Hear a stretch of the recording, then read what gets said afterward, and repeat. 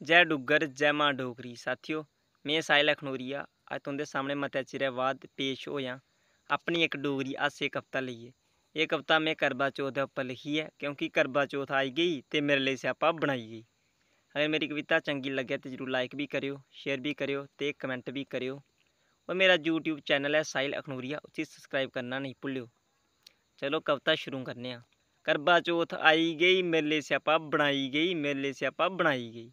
लाड़ी अक्खा दी बंगां लेई दे, सुर्खी लेई दे, नवां सूट सियाई दे, तंग करी करी मेरी जान खाई गई। करवा चौथ आई गई मेरे लिए स्यापा बनाई गई, मेरे लिए स्यापा बनाई गई।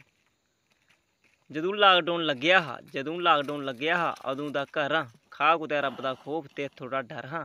मिगी शापिंग लेई चलो तू बार बार इ'यै रीनी लाई गई। करवा चौथ आई गई मेरे लिए स्यापा बनाई गई, मेरे लिए स्यापा बनाई गई। तू पूरा दिन मिगी तंग करदी, जरा भी लाड नहीं करदी। जिल्लै औंदी करवा चौथ मेरा बाबू आखेआ कि नहीं थकदी। हून तू करवा चौथ उप्पर चंगे रस्ते आई गई। करवा चौथ आई गई मेरे लिए स्यापा बनाई गई, मेरे लिए स्यापा बनाई गई। जय हिंद जय डोगरी।